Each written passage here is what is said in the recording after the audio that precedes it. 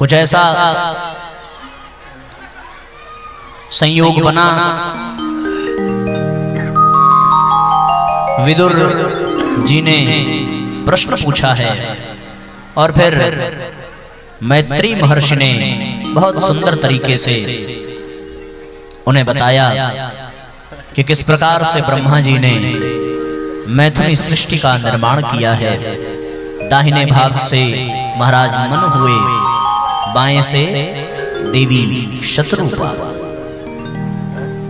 दोनों ने विचार किया कि यदि हमें जीवन बिताना है तो रहने के लिए कोई स्थान भी चाहिए। जीवन केवल पृथ्वी लोक पर ही संभव है, अन्य किसी ग्रह नक्षत्र पर जीवन संभव नहीं है। क्योंकि जीवन को बिताने के लिए, जीवन के उपयोग के लिए जिन तत्वों की आवश्यकता है वो केवल इस धरती पर ही विद्यमान है। धरती पर विद्यमान होने के नाते ही जीवन यहां संभव है।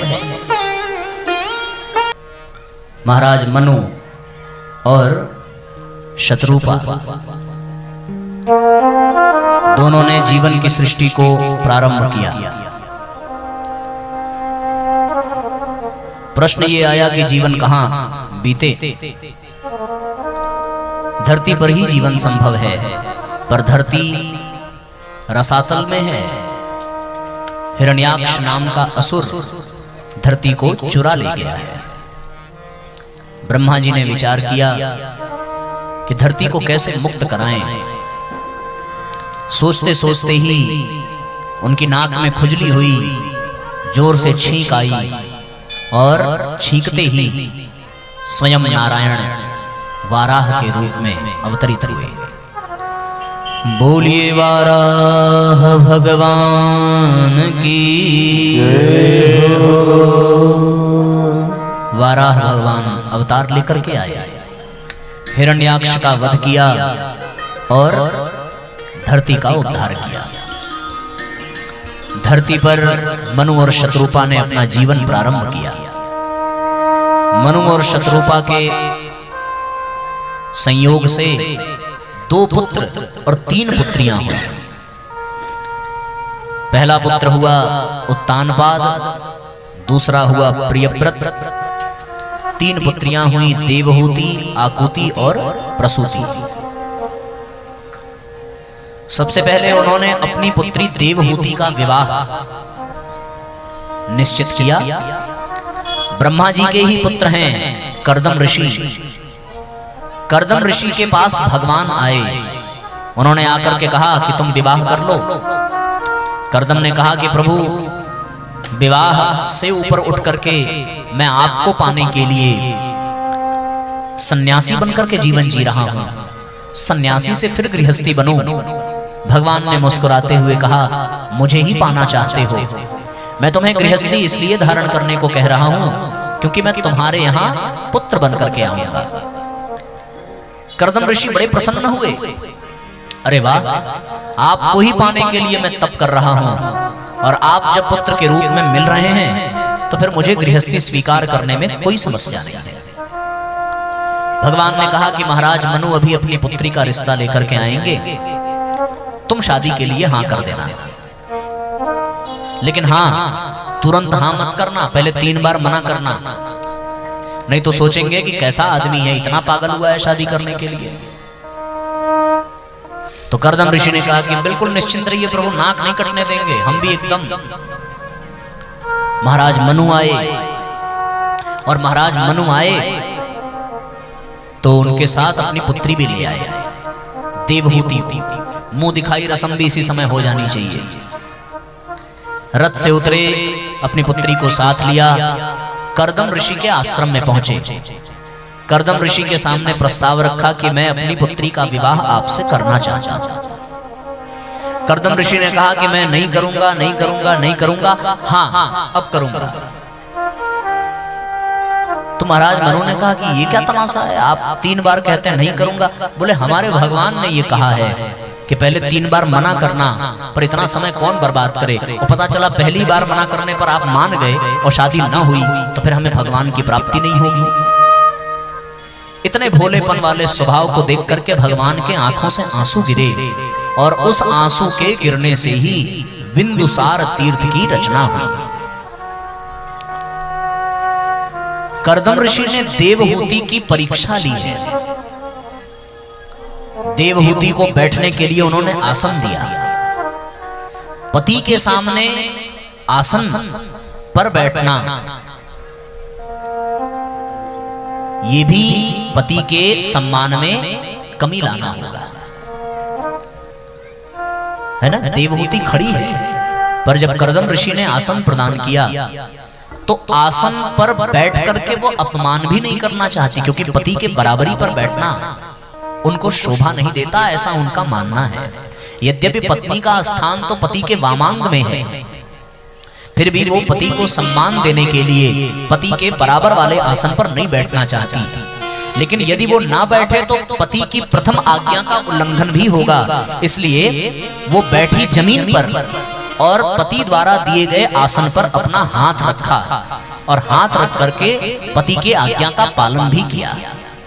कर्दम ऋषि बड़े प्रसन्न हुए। अरे वाह, बड़ी योग्य पत्नी है, बड़ी चालाकी से मेरी आज्ञा का पालन भी कर लिया और मेरे बराबर दिए गए आसन पर बैठी भी नहीं। एक बार हमने भी ऐसा प्रयोग किया। हमारे ये धनंजय भैया हैं, अभी हम लोग जब समस्तीपुर स्टेशन पे आए तो हमने नमकीन का एक पैकेट फाड़ा और नमकीन का पैकेट फाड़ करके कहा, हम लो भाई। तो इन्होंने ऐसा ही कुछ किया जो मेरी दिल को छू गया। किया ये, अब देखो क्या है, प्रशंसा मुंह पे नहीं करनी चाहिए पर याद आ गया तो मैं बोल देता हूं।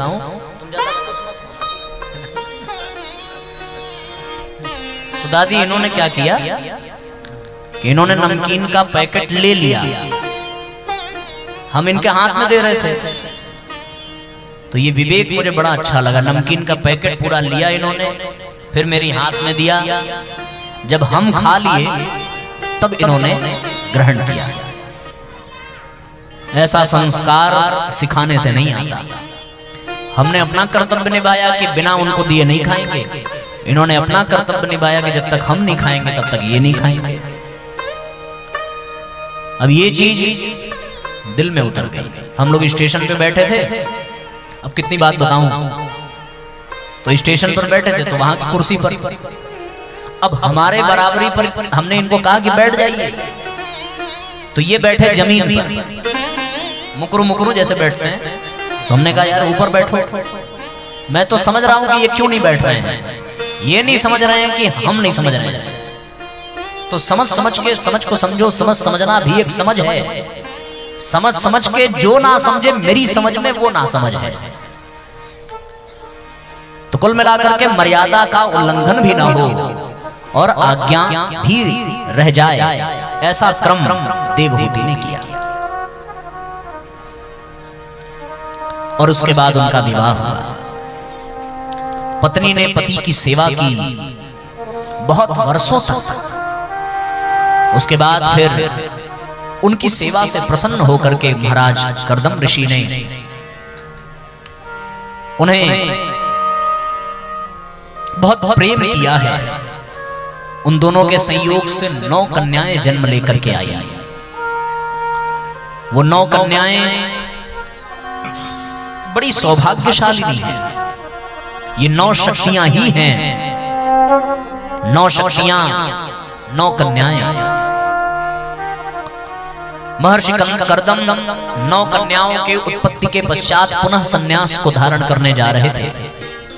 माता देवहूति ने रोका कि भगवान अगर अभी आप संन्यास के लिए जाएंगे तो इन पुत्रियों का विवाह कौन करेगा, और बिना विवाह किए जाएंगे तो आपको लोग भगोड़ा समझेंगे। इसलिए गृहस्थ के उत्तरदायित्वों को निभाना ही कर्तव्य है। पहले इन पुत्रियों का विवाह करिए, उसके बाद भगवान ने भी आश्वासन दिया है कि पुत्र बनकर के आएंगे, उनको आने दीजिए, मैं स्वयं आपको संन्यास के लिए स्वतंत्र करूंगी। 9 पुत्रियों का विवाह ब्रह्मा जी के पुत्रों से किया गया। कला का विवाह मरीच ऋषि से, अनुसुईया का अत्रि से, श्रद्धा का अंगिरा से, हविर्भू का पुलस्त से, क्रिया का क्रतु से, अरुंधति का वशिष्ठ ऋषि से, शांति का अथर्वा से नवों पुत्रियों का विवाह हुआ। और फिर 10वें पुत्र के रूप में स्वयं नारायण कपिल देव के रूप में आए। बोलिए कपिल भगवान की जय हो। भगवान कपिल ने सांख्य शास्त्र की स्थापना की है। कपिल के द्वारा ही इस दुनिया में ज्ञान योग, कर्म योग और भक्ति योग का संचार हुआ। कर्दम ऋषि तपस्या के लिए चले गए। 5 वर्ष के जब कपिल भगवान हुए तो माता देवहूति ने आज कपिल भगवान की, जो उनके ही पुत्र हैं, उनको प्रणाम करती हैं, उनकी पूजा अर्चना करती हैं। और भगवान कपिल से उन्होंने प्रार्थना की है कि हे प्रभु, मैं बड़ी सौभाग्यशाली हूं। मेरे पिता महाराज मनु हैं, मेरे पितामह स्वयं इस सृष्टि को रचने वाले ब्रह्मा जी हैं। मुझे महर्षि कर्दम जैसा पति मिला जो साक्षात भगवान के ही स्वरूप है। मेरे पास 9 कन्याएं हैं जो साक्षात शक्ति का अवतार हैं। उन 9 कन्याओं का विवाह 9 बड़े प्रतापी महर्षि योगी से हुआ है जो ब्रह्मा जी के ही पुत्र हैं। मुझे भगवान के रूप में स्वयं आप मिल गए हैं, पुत्र के रूप में स्वयं भगवान की प्राप्ति हो गई है। किसी भी महिला के लिए इससे बड़ा सौभाग्य और क्या हो सकता है? मुझे बताइए कि अब मुझे और क्या पाने के लिए शेष रह गया है? भगवान कपिल ने बड़ा सुंदर उत्तर दिया कि देवी, मनुष्य को सब कुछ मिल जाए और उसका उसके मन पर नियंत्रण न हो तो वो कितना भी पाले उसका कल्याण नहीं होता। और यदि उसके पास कुछ भी न हो पर उसका नियंत्रण उसके मन पर हो तो उसे इस दुनिया का सबसे बड़ा विजेता कहना चाहिए। जो औरों को जीते वो वीर होता है और जो अपने मन को जीत ले वो महावीर होता है। स्वामी राम तीर्थ जब पहली बार विदेश गए, लंदन की महारानी ने उनसे पूछा कि आप अपने नाम के पीछे स्वामी शब्द क्यों लगाते हैं?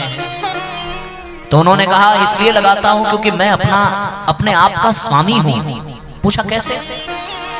मैं पूरे लंदन की मालकिन हूं लेकिन मैं तो नहीं लगाती। तो उन्होंने कहा कि देवी, आपके मन में कोई ऐसा विचार है जो आपकी इच्छा के बिना आता है? तो महारानी ने कहा कि हमेशा कुछ न कुछ विचार आते रहते हैं, न जाने कौन कौन से विचार आते हैं चले जाते हैं। स्वामी राम तीर्थ ने कहा कि आप में और मुझ में यही अंतर है कि बिना मेरी मर्जी के मेरे चिंतन में कोई भी विचार नहीं आता। मेरा अपने मन पर इतना नियंत्रण है, इसलिए मैं अपने आप को स्वामी कहता हूं। इतना नियंत्रण जिस दिन हो जाए उस दिन व्यक्ति मुक्त हो जाता है। तो आज कपिल भगवान ने माता देवहूति को सांख्य शास्त्र का ज्ञान प्रदान किया कि माता, मन पर नियंत्रण रखो। मनेव मनुष्याणाम कारणम बंध मोक्षयो। मन ही बंधन का, मन ही मुक्ति का कारण है। मन से ही मनुष्य है। ये मन बड़ा बहरूपिया है, ये व्यक्ति को नचाता रहता है। मन से बड़ा बहरूपी न कोई, पल पल रचता सांग निराले।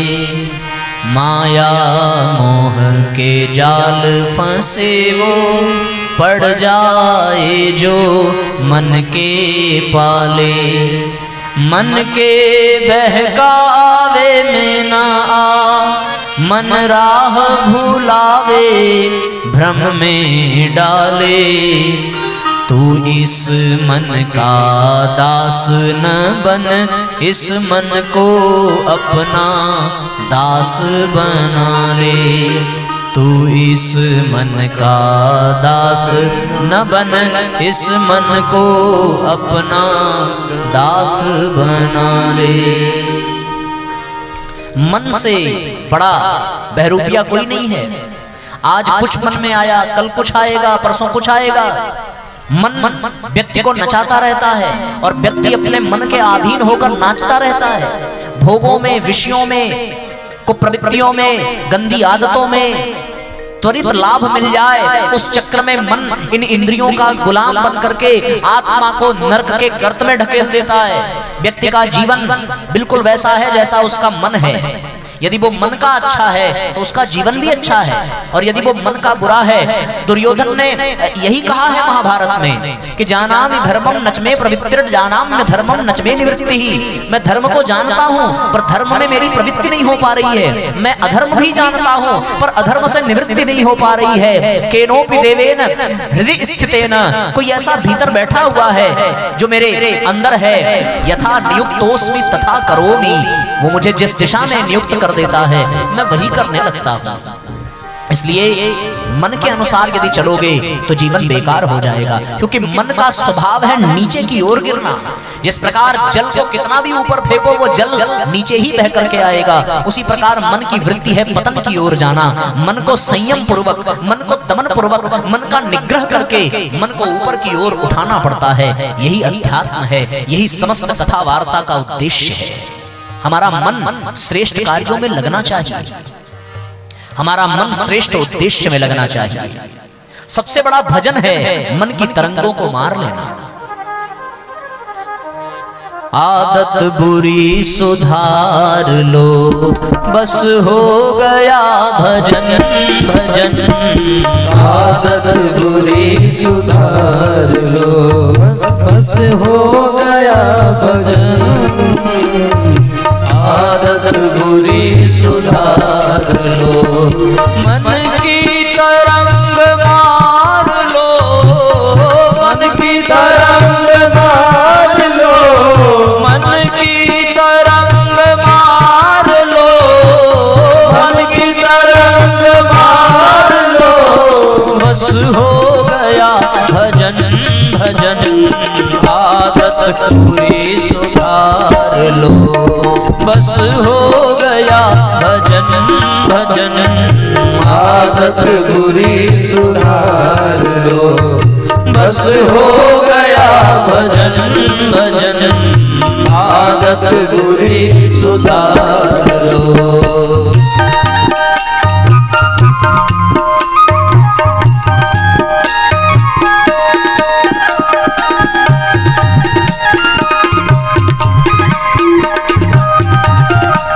सभी भावपूर्वक हो रही है।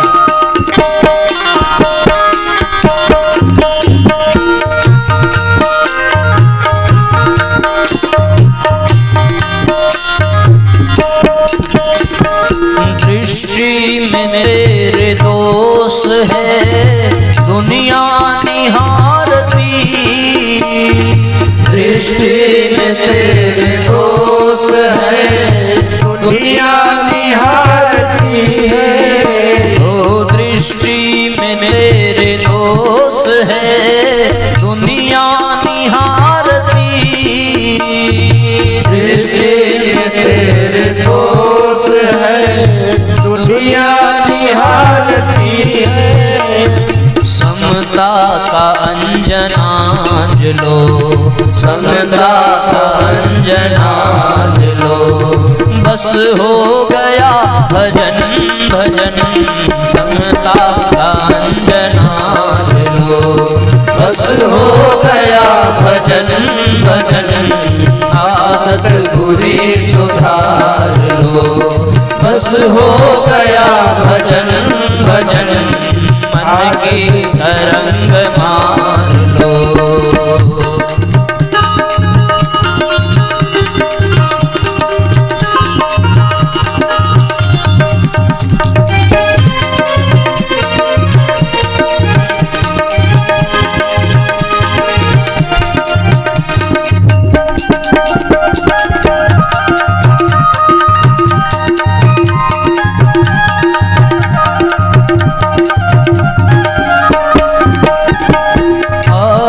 कहाँ से और अब जाना कहाँ तुम्हें, आए कहाँ से और अब जाना कहाँ तुम्हें, आए कहाँ से और अब जाना कहाँ तुम्हें।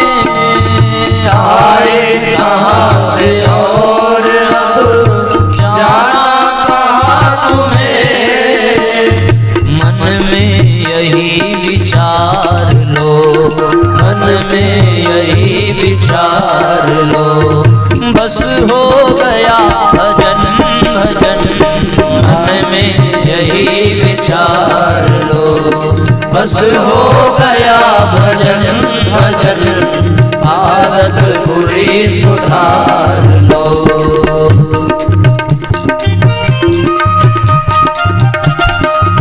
सभी तालियां बजाइए एक साथ।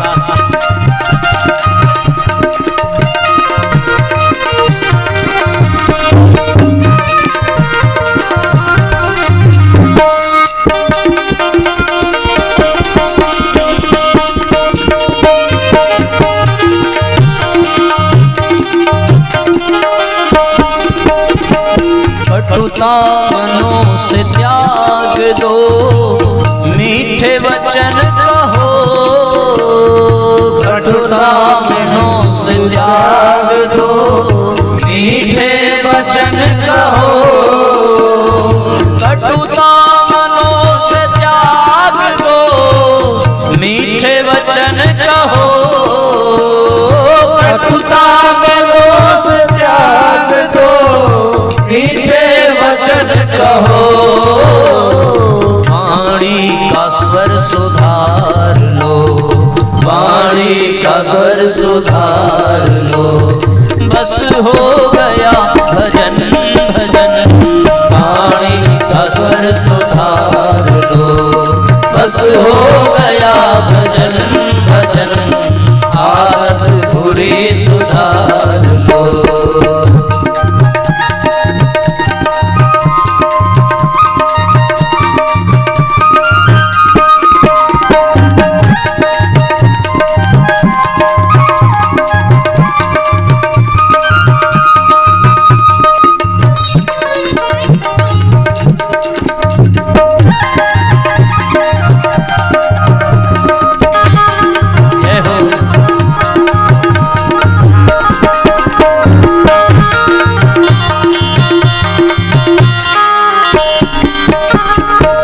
अच्छे बुरे जो भी तुम्हें कर्मों के फल दिए, अच्छे बुरे जो भी तुम्हें कर्मों के फल दिए। अच्छे बुरे जो भी तुम्हें कर्मों के फल दिए। अच्छे बुरे जो भी दिए, कर्मों के फल दिए। हंस कर सभी गुजार लो, हंस कर सभी गुजार लो। बस हो गया भजन भजन, हंस कर सभी गुजार लो। बस हो गया भजन भजन, आदत बुरी सुधार लो। मन की तरंग मार लो, मन की तरंग मार लो। मन की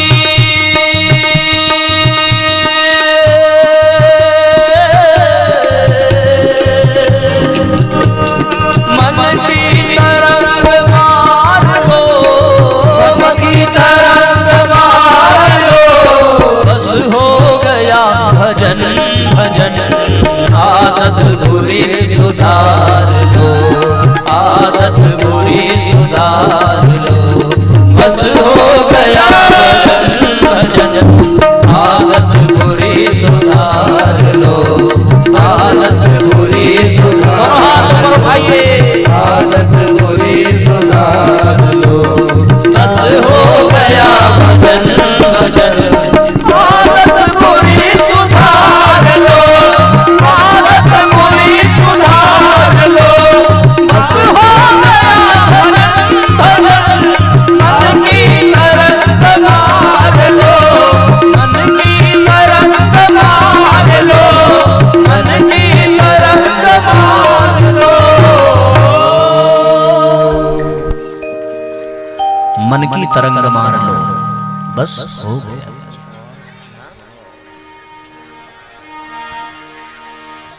अरे फिर से एकदम शांत हो जाइए। मन की तरंग मार लो, सांख्य शास्त्र का ज्ञान दिया है।